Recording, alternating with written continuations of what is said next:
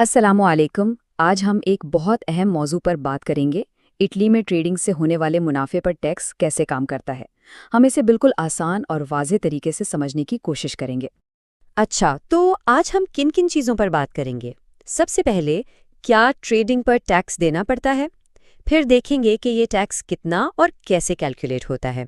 इसके बाद डिक्लेरेशन का पूरा प्रोसेस समझेंगे, दो मुख्तलिफ सिस्टम्स का मुवाजना करेंगे और आखिर में ये जानेंगे कि हमेशा डिक्लेयर करना क्यों ज़रूरी है।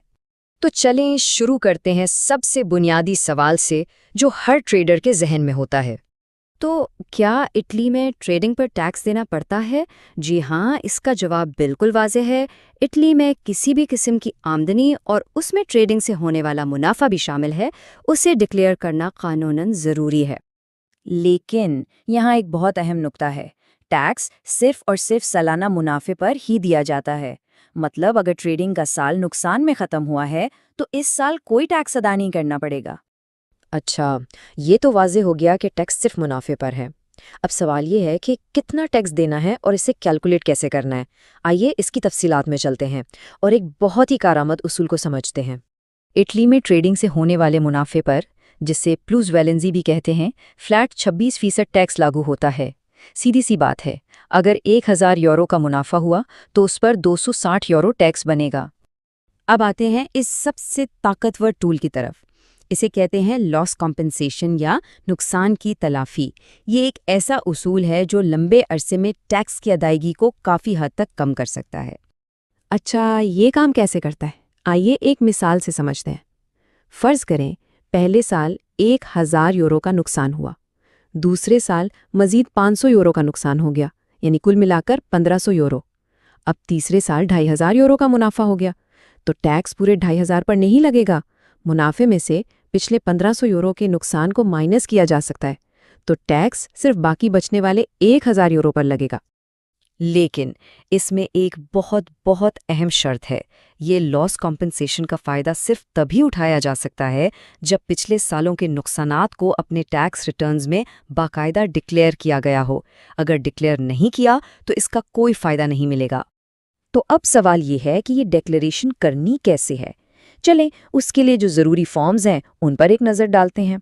इस सारे अमल में जो सबसे अहम डॉक्यूमेंट है वो है मॉडेलो रेडिटी पर्सोने फिजिके। ये बुनियादी तौर पर इनकम टैक्स रिटर्न फॉर्म है और इसे इटली के रेवेन्यू एजेंसी यानी एजेंसिया डेले एंट्राते की वेबसाइट से आसानी से डाउनलोड किया जा सकता है। अच्छा, जब ये फॉर्म मिल जाए तो इसमें फैसिकोलो 2 को देखना है। उसके अंदर 2 सेक्शंस बहुत अहम हैं। पहला है क्वाड्रो RW, जहां तमाम ट्रेडिंग अकाउंट्स की तफसीलात और उनकी वैल्यू डिक्लेयर की जाती हैं, और दूसरा क्वाड्रो RT का सेक्शन 2।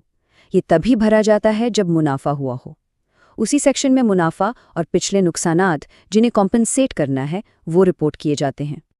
अब एक और दिलचस्प बात यह है कि इस सारे टैक्स के मामले को हैंडल करने के लिए एक चॉइस होती है। 2 अलग-अलग निज़ाम हैं। आइए देखते हैं कि इनमें क्या फ़र्क है।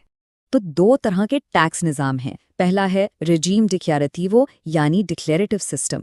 इसमें सारी जिम्मेदारी ट्रेडर की होती है। साल के आखिर में सारा हिसाब किताब करके डिक्लेयर करना होता है। ज़्यादातर ऑनलाइन ब्रोकर्स यही सिस्टम इस्तेमाल करते हैं। दूसरा सिस्टम है रेजीम एडमिनिस्ट्रातो यानी एडमिनिस्टर्ड सिस्टम। इसमें ब्रोकर सब कुछ खुदकार तरीके से करता है और हर महीने टैक्स काट कर जमा करवा देता है। इसमें मेहनत और परेशानी कम है, लेकिन ये ऑप्शन बहुत कम ब्रोकर्स देते हैं। और अब हम आते हैं अपने आखिरी लेकिन शायद सबसे अहम सवाल पर कि आखिर टैक्स डिक्लेयर करना हमेशा ही क्यों एक समझदारी का फैसला है, चाहे मुनाफा हो या नुकसान। सबसे पहली और सीधी सी वजह तो ये है कि अगर मुनाफा डिक्लेयर नहीं करते तो भारी जुर्माने लग सकते हैं। ये जुर्माने ना सिर्फ उस 26% टैक्स के ऊपर होंगे जो देना था, बल्कि गैर एलानिया रकम का एक ख़ास फीसद भी हो सकता है। तो ये एक बड़ा माली रिस्क है। लेकिन इससे भी बड़ी और स्ट्रेटेजिक वजह है नुकसान को डिक्लेयर करना। जब नुकसान डिक्लेयर किया जाता है तो मुस्तकबिल के लिए एक किस्म का टैक्स क्रेडिट बन जाता है। हुकूमत के रिकॉर्ड में आ जाता है कि इतना नुकसान हुआ है। इसका फ़ायदा ये है कि जब मुस्तकबिल में मुनाफा होगा तो इस रिकॉर्डशुदा नुकसान को इस्तेमाल करके टैक्स को कानूनी तौर पर कम किया जा सकता है। तो आखिर में सवाल ये पैदा होता है कि क्या टैक्स डिक्लेरेशन सिर्फ एक मजबूरी है या एक हिकमत अमली। حقیقت یہ ہے کہ اسے صرف ایک قانونی ذمہ داری کے طور پر نہیں دیکھنا چاہیے، بلکہ یہ ٹریڈنگ اسٹریٹجی کا ایک بہت اہم حصہ ہے۔